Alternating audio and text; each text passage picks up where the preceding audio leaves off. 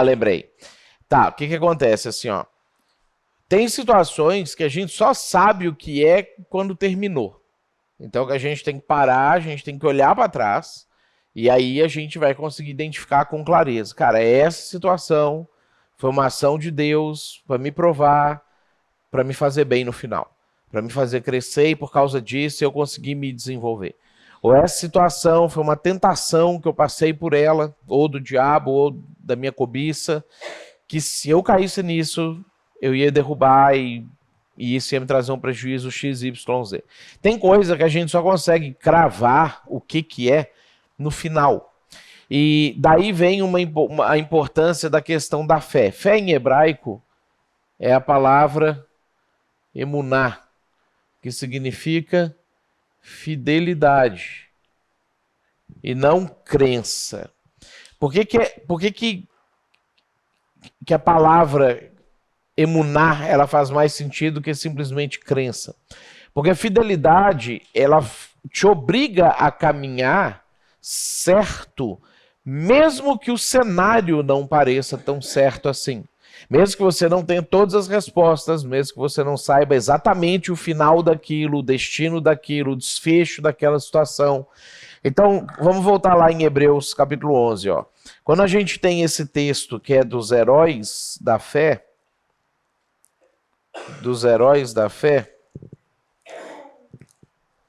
Hebreus capítulo 11, ele vai citar uma série de pessoas, inclusive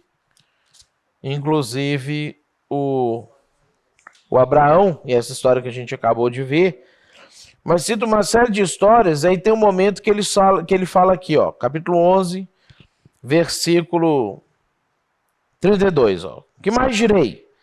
Certamente me faltará o tempo necessário para referir o que há a respeito de Gideão, Baraque, Sansão, Jefté, Davi, Samuel, dos profetas, os quais, por meio da fé, subjugaram reinos, praticaram a justiça, obtiveram promessas, fecharam boca de leões, extinguiram a violência do fogo, escaparam ao fio da espada, da fraqueza tiraram força, fizeram-se poderosos em guerra, puseram em fuga exércitos estrangeiros, mulheres receberam pela ressurreição os seus mortos, alguns foram torturados. Ó, piorou agora a situação. Estava indo bem. Inverteu, de repente inverteu. Alguns foram torturados, não aceitando seu resgate para obterem superior ressurreição. Outros, por sua vez, passaram pela prova de escárnios e açoites. Sim, até de algemas e prisões. Foram apedrejados, provados, cerrados pelo meio, mortos a fio da espada. Andaram peregrinos, vestidos de pele de ovelha e de cabras, necessitados, afligidos, maltratados, homens dos quais o mundo não era digno. Olha só que interessante. No versículo 34, a segunda frase é: escaparam ao fio da espada. No versículo 37, a 1, 2, 3, quarta frase é: mortos a fio de espada.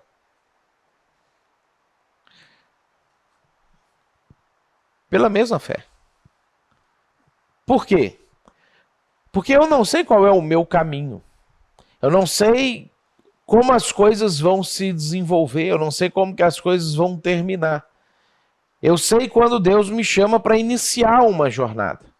A ideia de uma caminhada pela fé, no sentido de fidelidade, não crença, é que eu vou ser fiel a Deus até o fim. Se no fim, a hora que eu ia morrer, Deus me livrou de morrer, maravilha. Se no fim, a hora que eu ia morrer, Deus deixou eu morrer, coisa boa. Foi. Por quê? Porque o que importa é isso aqui, ó. O que importa é isso aqui. Então você tem Daniel, que Deus fechou a boca do leão e ele escapou de ser comido pelos leões. Você tem Isaías. Eles pegaram Isaías, viraram ele de cabeça para baixo, amarraram a perna num canto de um tronco aqui, amarraram uma perna no outro canto de um tronco aqui, abriram ele, pegaram um serrote e serraram ele pelo meio. Pela mesma fé que o Sadraque, Mesaque e Abednego foram jogados na fornalha de fogo e o fogo não pegou eles. Então, o que é que aí conclui, fecha essa resposta do Marcelo ali?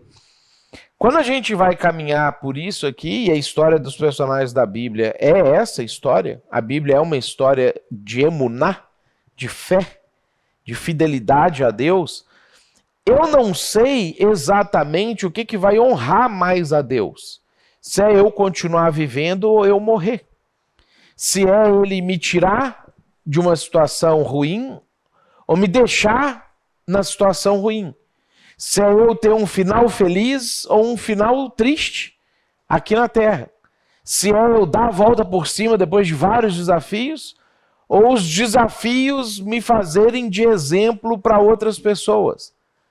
O que importa no meio disso tudo? Fé. Eu vou andar com Deus, haja o que houver. A minha vida de verdade, ela é de Deus a ponto de que se Deus falar assim, Mateus, eu preciso que você passe por uma série de problemas e viva no final, eu vou falar, Deus, topo, me joga na série de problemas. Ou se Deus falar comigo assim, Mateus, eu preciso que você passe por uma série de problemas e morra no final, eu vou falar, Deus, eu topo, eu passo por esses problemas e morro no final pelo resultado que isso vai causar para o teu reino. Isso é a história das pessoas da Bíblia. E isso é a proposta que ele vai tendo para nós. Exatamente. Exatamente. A tradição cristã conta a história da morte de Pedro. Para mim, uma das histórias de martírio dos apóstolos de Jesus mais lindas, né? O único apóstolo de Jesus que não foi martirizado foi João. Foi o único que morreu de velho, né? Todos os outros foram martirizados. Até nisso, né? Você vê que amava, estava ali, não, fica comigo aqui, cara. Meu parça. Pedro, ele tá fugindo da cidade de Roma. Quando Nero botou fogo em Roma e botou a culpa nos cristãos. E prendeu Paulo durante essa perseguição. E aí Pedro está fugindo da cidade. Quando ele escapa da cidade, ele está na via Óstia. Ele senta para descansar, aí levanta os olhos, ele tem uma visão de Jesus entrando na cidade. E ele pergunta para Jesus, aonde vai, Senhor? Jesus responde para ele, vou a Roma ser crucificado. Aí Pedro entende que Jesus queria que ele voltasse, se entregasse para fortalecer a fé dos cristãos que estavam presos e podiam perder a fé com medo de morrer.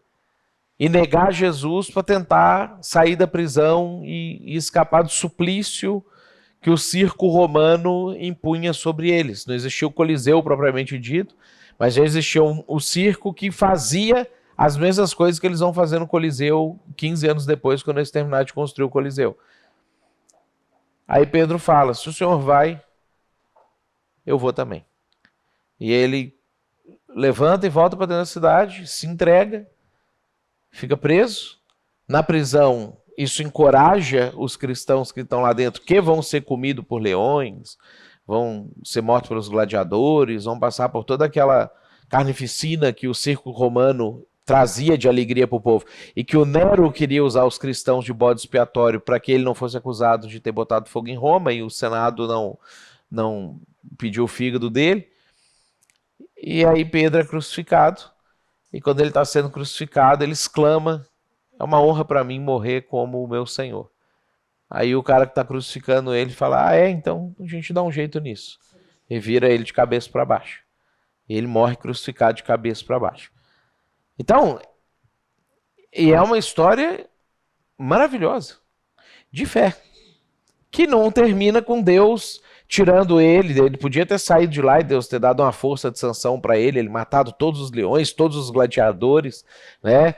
E aí a hora que ele pega a espada, rodava assim, jogava lá no Nero e fincava na cabeça do Nero assim, aí todo mundo falava assim, Pedro, virava o novo imperador de Roma e implantava o cristianismo no Império Romano a partir dessa situação. Podia, ia ser legal, dava um filme bom isso aí, né? Dava um filme bom, né? Ia ser mais legal, né, Paulinho? Ia ser mais legal. Tinha gente assim no Antigo Testamento? Tinha. Teve gente que foi isso aí, história de Sansão, história de Gideão. história de Ezequias. Tem várias histórias na Bíblia de Davi, que são histórias assim. O cara ia se dar mal, se deu bem, virou rei e implantou um sistema lá. Mas tem gente que pela fé vai morrer. Então, essa perspectiva, boa noite, essa perspectiva da emuná é o que está permeando toda a Bíblia. Toda a Bíblia. Como que eu vou saber o final da história? Às vezes é só no final da história. Eu não consigo no meio da história saber. O que Deus quer de mim? Mesmo que você não entenda tudo hoje, e você não saiba qual vai ser o fim, você topa caminhar? Você topa fazer? Você topa estar junto comigo? Quando o cara topa, fidelidade, emuná, ele está vivendo pela fé. Aí é aquilo que Paulo fala em Romanos, o justo viverá pela fé. Essa é a perspectiva de Deus. Gostou desse vídeo e gostaria de saber mais sobre o nosso seminário? Nele você aprenderá ferramentas práticas de liderança e aconselhamento, teologia aprofundada a partir de uma perspectiva judaico-cristã que se aproxima muito mais do contexto original onde a Bíblia foi escrita do que qualquer outra tradição cristã contemporânea. E ainda conhecerá tudo o que há de mais atualizado sobre apologética, aprendendo a responder questões difíceis sobre a fé cristã, articular ciência e Bíblia e interpretar as ideologias dos nossos tempos. Aqui na descrição você encontra um link com mais informações. E não se esquece de se inscrever no canal e deixar a sua curtida aqui nesse vídeo.